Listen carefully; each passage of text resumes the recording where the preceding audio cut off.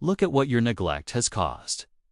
This is ruined because of your disregard for my property rights. You realize I just recorded you admitting to this, right? These papers say otherwise. Brenda Sterling from my HOA climbed over my 6-foot fence, slashed my toddler's kiddie pool, and then tried to fine me for it. Yeah, that's how this started.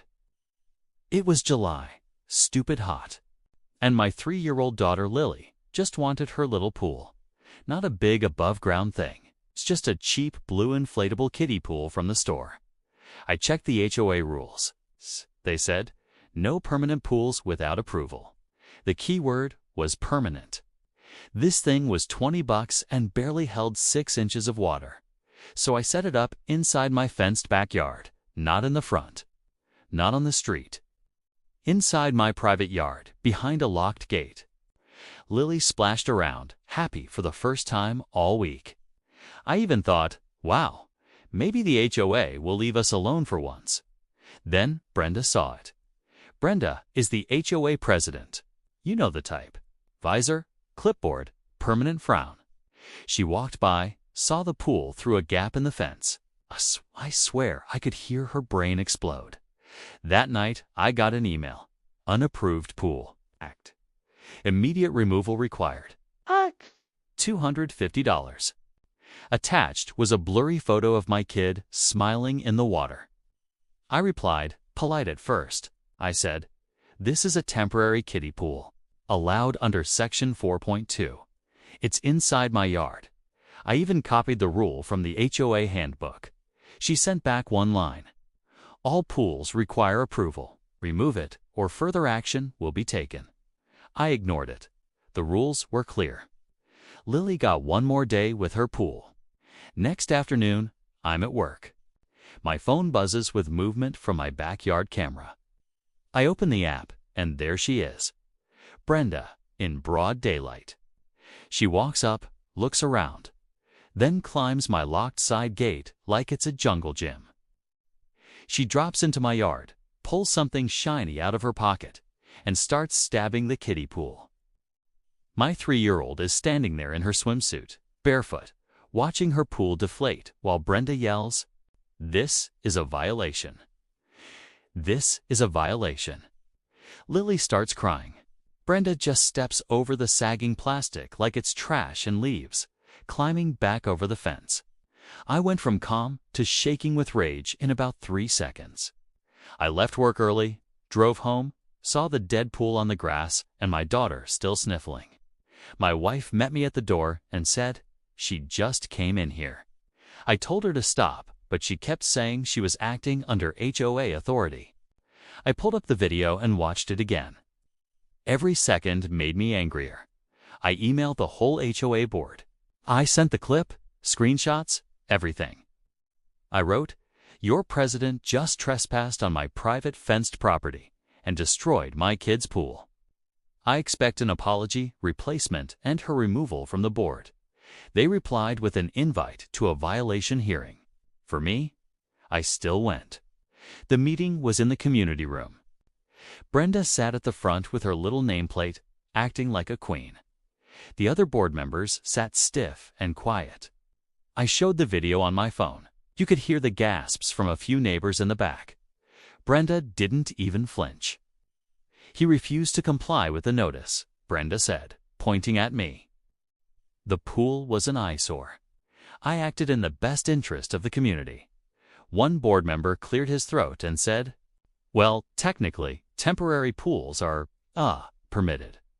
Brenda whipped her head around and cut him off. But when they attract pests or lower property values. I looked at the others. No one would meet my eyes. They all turned into scared little kids in front of her. One neighbor tried to speak up.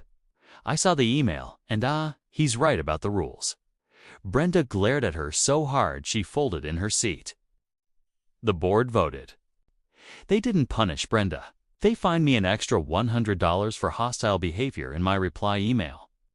I walked out of that room shaking, not from fear, from rage. I sat in my car and watched the video again. Brenda's ugly flip-flops in my grass. her voice yelling at my crying kid. The way everyone just let her do it. Something inside me clicked. Fine. If they wanted to play with rules, we'd play with rules. That night, I read the entire HOA handbook, all 67 pages. Then I read our state's laws on homeowners associations. Then I called my cousin, who's a paralegal, and asked, "Hey, what happens if an HOA officer trespasses and damages property?" He laughed. "You might want to talk to an actual lawyer, because that sounds like a lawsuit." So I did. I booked a consult with a real attorney, showed him the video, the emails, the handbook, and the fine notices. He watched the clip twice, leaned back and said, "They really thought this was okay." Then he pointed to a section of the HOA rules I hadn't even noticed. Board members are not allowed to enter any enclosed private yard without written consent, except for emergencies. And any such action is their personal responsibility, not the HOA's. He said, "We're going after both. Brenda for trespass and vandalism, and the HOA for trying to enforce illegal fines and backing her up." We sent a legal demand letter. It listed everything: trespass, destruction of property, emotional distress for my child, violation of their own bylaws, and harassment through bogus fines. They had 10 days to respond. They didn't, so we filed. Word got out fast. Suddenly neighbors who had stayed quiet at the meeting were stopping me at the mailbox, whispering, "Is it true? You're suing the HOA?" People started sharing the video in group chats. Someone uploaded a clipped version to our neighborhood Facebook group with the caption, "Pool Patrol Brenda." That's when it went nuclear. By the time this special HOA meeting came around, half the neighborhood showed up. People were standing in the back, phones out, already recording before it even started. Brenda tried to open the meeting. "We are here to address." A neighbor shouted, "Yeah, your breaking and entering career." Everyone laughed. Even I cracked a smile. My lawyer came with me and sat right beside me, calm, confident. Brenda saw him and turned bright red. The board announced that due to ongoing legal matters, they couldn't talk about the lawsuit, but they tried to pass a rule banning all water play structures on any property. My lawyer raised his hand. "Just so everyone here knows, that would be illegal under your own bylaws and probably state law.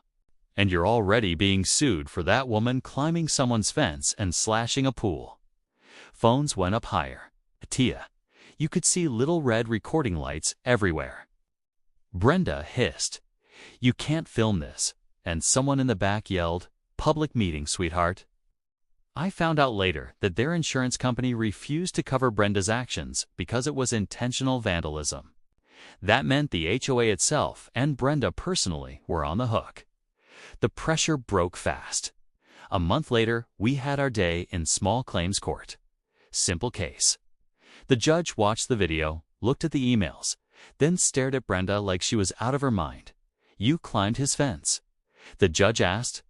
"I was performing my duties," she said.